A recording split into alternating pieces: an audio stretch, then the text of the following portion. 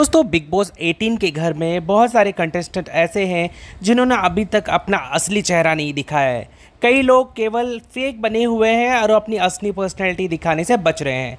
तो यहाँ पर हम बताएंगे कौन फेक है और कौन रियल लग रहा है।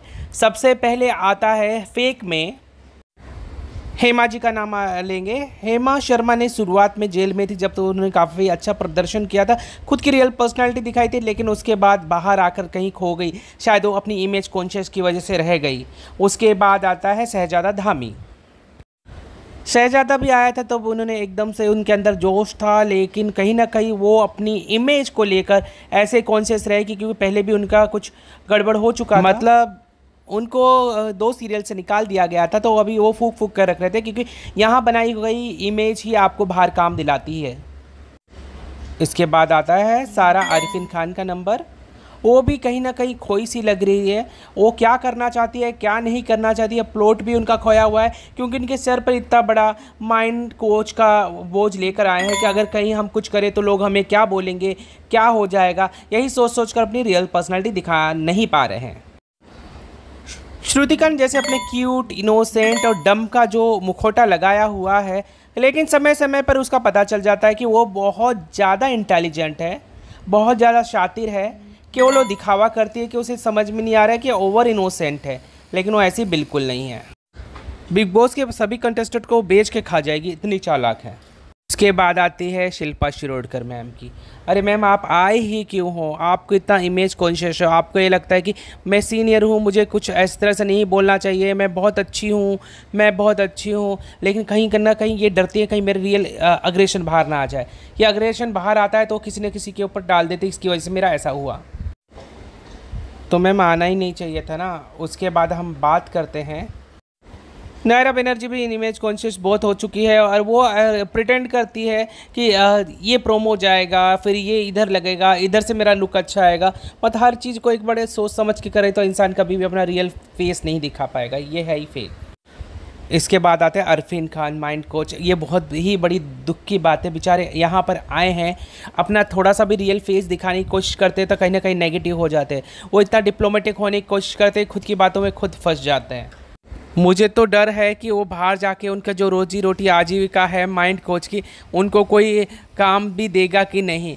आई होप कि वो थोड़ा सा और मैच्योर होकर करे काम और अच्छे से जवाब दे और सही खेले, फेयर खेले। उसके बाद मुस्कान के बारे में बात करेंगे तो इन्होंने एक अच्छे खासे कंटेस्टेंट की जगह खा ली है। वो क्या है दिखाई नहीं रही है, किस तरह से उनका गेम प्लान है, क्या है, वो कहीं ना कहीं डरी हुई है, इमेज कॉन्शियस हो चुकी है। उन्होंने एक जगह खाली की है, मतलब ख़राब कर दी है उसने। उसके बाद हम बात करते हैं रजत दलाल की। रजत दलाल की बात ही क्या करना, यूट्यूब से इसके पहले के कारनामे आप देख सकते हैं, मेरे चैनल पे भी बहुत सारे कारनामे हैं। जिस तरह से इंसान दिख रहा है यहाँ पर वो ऐसा तो बिल्कुल भी नहीं है। एक सेंटेंस में 4 गालियाँ तो होती ही होती है इसकी। ये तो पूरी दुनिया को पता है रजत दलाल का नेचर कैसा है, वो बताने की ज़रूरत नहीं है। तो यहाँ पर ये भी बताने की ज़रूरत नहीं है वो फेक है। उसके बाद आते हैं फेक में। देखिए विवेंदी सेना अपने सर पर बहुत बड़ा नाम लेकर आए हैं, पॉपुलैरिटी लेकर आए हैं। ऐसे व्यक्तियों को बहुत ज़्यादा जज किया जाता है, भैया क्या बोल रहे हैं, क्या पॉइंट ऑफ व्यू है, इसलिए ये भी खुले नहीं है, अभी अपना रियल फेस नहीं दिखा पाए हैं, इसलिए कहीं ना कहीं ये भी दबे दबे से ही लग रहे हैं। देखिए जहाँ तक बात है फेक होने की, फेक होने का मतलब ये नहीं है कि आदमी नेगेटिव है। आदमी अपने इमेज कॉन्शियस होकर रखता है कि आगे उसको क्या होगा, किस तरह से दिखेगा। यहाँ पर फेक होना एक बुराई का प्रतीक न होकर ये है कि वो अपनी इमेज को लेकर डरा हुआ है कि कहीं मेरी बनी बनाई जो बरसों की वो इज्जत है वो ख़राब ना हो जाए। क्योंकि बहुत सारे कंटेस्टेंट ऐसे आए थे जिन्होंने अपनी इमेज बिल्कुल ख़राब कर दी और बाहर लोग गालियाँ देते देते नहीं थकते। और ये बग्गा जी तो रह गए, ये सुपर फेक है, बहुत तेज़ तरार नेता है ये इनोसेंट छवि लेकर आए हैं। इसके बाद हम बात करते हैं कौन अपना रियल फेस के साथ, रियलिटी के साथ खेल रहे हैं। उनमें सबसे पहले पे आती है चुमदारंग। ये जैसी है, बहुत स्ट्रॉन्ग पर्सनैलिटी है लड़की की, ये इमेज कॉन्शियस नहीं है, जैसी दिखती है वैसी ही है। यहाँ पर हम बात करें पर्सनैलिटी की, लुक्स वाइज बहुत सॉफ्ट और बहुत अच्छी है, लेकिन खुद के लिए आवाज़ उठाती है, बहुत अच्छी बात है। एलिश कौशिक देखो लोगों को बुरी लग सकती है कि भाई वो बहुत बातें करती है, चुगलियाँ करती है या फिर अपना पॉइंट ऑफ व्यू भी दे देती है, लेकिन बंदी में ये है कि वो जैसी है वैसी है। उसने अपना पक्ष रखा, जो भी है अपना रियल फेस दिखाया, बहुत अच्छी बात है।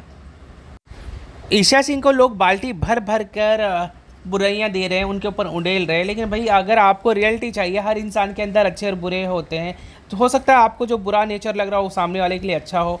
वो अपनी पॉइंट ऑफ व्यू रखती है, बुरा लगता है तो बहुत ज़्यादा बुराइयाँ करती है, पीठ पीछे भी बुराई करती है, यही उनकी पर्सनालिटी, यही उनकी रियलिटी है। इसमें बुरा मानने वाली बात नहीं है, क्योंकि वो कहीं कुछ छुपा नहीं रही है। उसके बाद हम बात करते हैं करणवीर मेहरा। करणवीर मेहरा जैसा दिख रहा है अब तेज, चालाक, कनिंग, या फिर हर समय वो पोक भी करता है तो अपने हिसाब से करता है, जब तक कोई उसे पोक ना करे। बंदा सही है, रियल है पूरी तरह से, इमेज कॉन्शियस है, इमेज की पोटली सर पे उठा के नहीं लाया है। उसके बाद बात करते हैं चाहत पांडे की, जिसको सब लोग झूठा या फिर एक्टिंग कर रही है, कट को बोलना भूल गए। बंदी सही है, अपने हक के लिए बहुत लड़ती है, बुरे लगे तो बुरे लगे, बोलती है, सब सही है। हाँ, उसका वॉइस टोन सॉफ्ट होता है जब वो नॉर्मल बातें करती है, लोगों को लगता है इतना मीठा बोल रही है। कहते हैं ना, मीठी वाणी दगाबाजी की निशानी, लोगों के दिमाग में ये फिट हो गया है। सबसे ज़्यादा रियल पर्सनैलिटी लेकर आया है अविनाश मिश्रा। अगर उसे कोई बुरा लगता है तो डंके की चोट पर बोलता है, वो कितना भी शुगर कोटेड होकर नहीं बात करता, भैया बुरा लगा है तो घुमा फिरा के बात करे, मुंह पे ऑन द स्पॉट बोल देता है। अविनाश मिश्रा की एक बहुत अच्छी बात है कि अगर उनको कोई गाली देता है तो भी वो पलट के गाली नहीं देते, लेकिन सामने वाले को इतना इरिटेट कर देते कि आदमी पागल हो जाए। यही तो इसकी पर्सनैलिटी है कि ये खुद गलत बात नहीं बोल के, लेकिन सामने वाले को बुरी तरह से फ्रस्ट्रेट कर सकता है। तो दोस्तों, आपको क्या लगता है इनमें से कौन सा आपके हिसाब से रियल पर्सनैलिटी है, कौन आपके हिसाब से फेक पर्सनैलिटी है, जो अपनी इमेज कॉन्शियस होकर अपना रियल फेस नहीं दिखा रहे हैं? कमेंट करके ज़रूर बताइए, और आपका अपना चैनल है, चैनल को सब्सक्राइब ज़रूर कीजिए। Thank you so much.